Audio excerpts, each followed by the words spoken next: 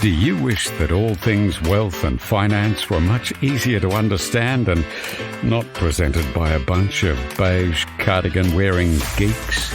Welcome to the Clever Investor Podcast, where we're dishing up the easiest to understand finance program served in bite-sized chunks, so your brain will thank you as your knowledge grows. Hosted by the brilliant Owen Taylor, a multiple award-winning expert with a glorious knack for explaining the complex world of wealth in the simplest of ways. Hey, Clever Investors, and welcome to another show. The title of today's show are Australians following the Japanese by working themselves to death. Eggs are a symbol of new life, fertility, and in many traditions, a sign of rebirth. In some cultures, eggs are actually associated with spring and the renewal of nature, while in others, they're seen as a symbol of creation in the cycle of life itself. In religious contexts, eggs sometimes represent this spiritual renewal and resurrection. Many modern cultures, eggs are associated with Easter celebrations and the visits of the Easter bunny. Eggs are also extremely rich source of nutrients. Gudetama is a cartoon character egg yolk. It was created in 2013 by the same Japanese company that created the very popular Hello Kitty. Gudetama's main traits are it's always lazy, tired and complaining about how hard life is. It has become an extremely popular character, gaining a global following and 100% rating on Rotten Tomatoes for its Netflix show. The original target audience was children, but it has surprisingly become very popular with teenagers and young adults who relate to its mood swings and moods. Gavin Chow is an economic expert. Tell me, Gavin, what link has this little egg got to do with worldwide economics? Oh, that's a great question, Owen. For me, it started at the Easter show when my 6-year-old daughter wanted to buy the Gudetama show bag, which obviously got me thinking about property, central bank policies, and the state of the world. As Owen said, it represents tiredness and the unbearableness that young people feel about life and their disenchantment with work. Gudetama himself appears to be having an existential crisis, and he's always questioning the meaning of life. And in another case of art imitating life, his behavior is really a commentary on the human condition. The fact that this character has become so popular amongst millennials means it's captured something in the zeitgeist. And it's unsurprising that it originated in Japan, which has basically faced a soft depression for 30 years. The property market has still struggled to recover since the 1980s, and it's struggling with asset deflation and low growth. So a lot of Japanese youths find themselves in this precarious job market, and nearly a quarter of corporations in Japan require employees to work more than 80 hours a week. And although illegal, often this overtime is not paid. Seriously? All of that overtime? Surely with that number of hours being worked and being unpaid, there's got to be a big price that's then paid. Yeah, absolutely. There is. With it comes anxiety about their ability to support themselves. And if you can't support yourself, you can't start a family. And death by overwork has become so common that there's actually a word for it. It's called karoshi. This is not just a Japanese issue. It's the show is gaining traction in the West, and it sort of indicates that the same kind of pessimism is amongst millennials here. When we looked at the University of Cambridge study, we found that millennials in every global region had become the most disillusioned generation in living memory. They have low faith in democracy. They view leaders as morally flawed, and this is sort of a global problem. So you've got to wonder if these our Western economies, the declining birth rate that we have, and we're getting married later in life as well. Is that part of a knock-on effect from all of this? Yes, it is, of course. Without the security of employment and with property prices increasing faster than incomes, like even for many people, even thinking about having children and an expensive wedding is overwhelming.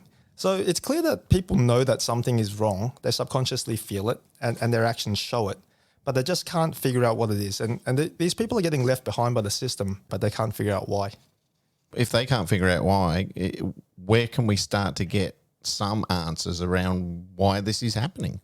Yes, it's a great question. So the answer lies in the central bank policies around the world. So the endless printing of money debases the currency, which means it reduces the purchasing power of money.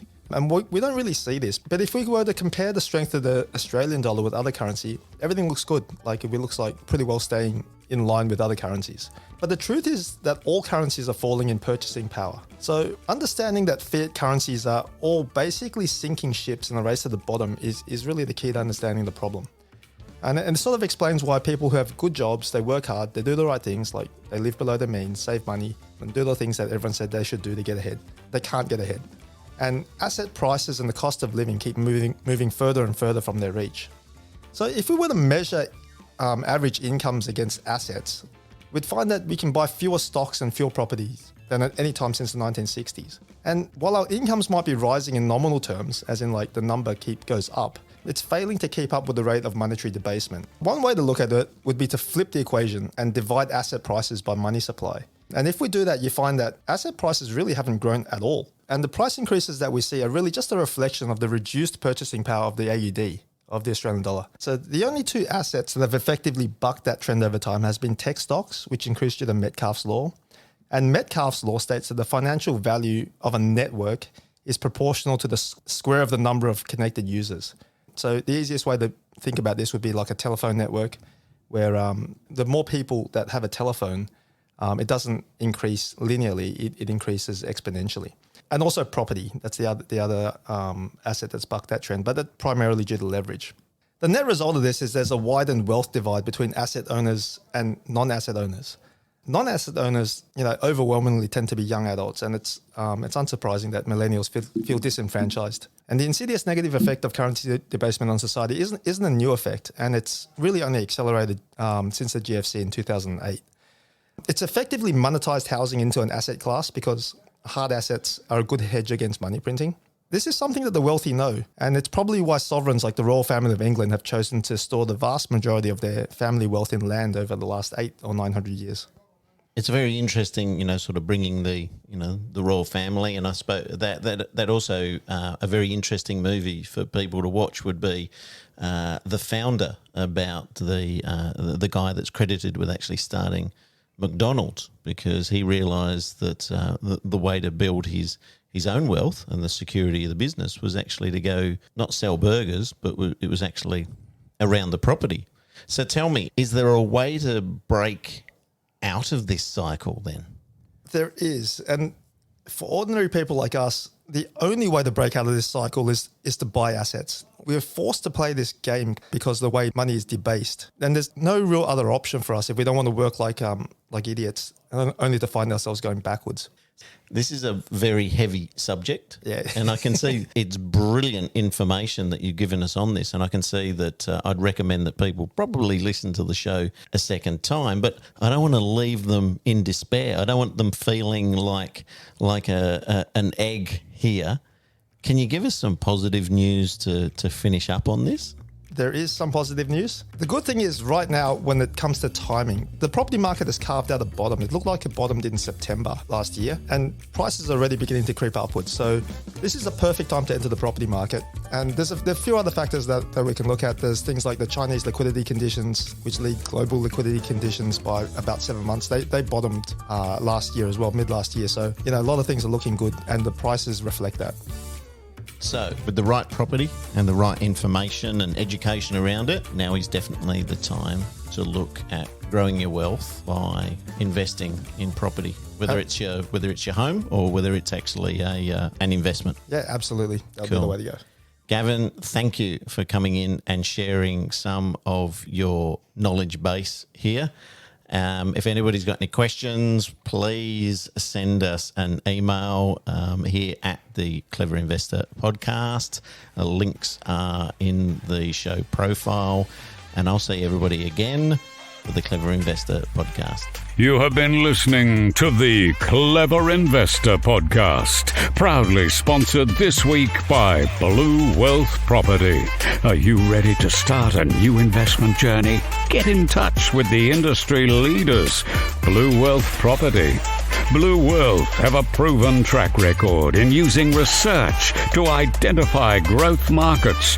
And Blue Wealth have supported thousands of Australians to buy the right property in the right market at the right time. Go to bluewealth.com.au.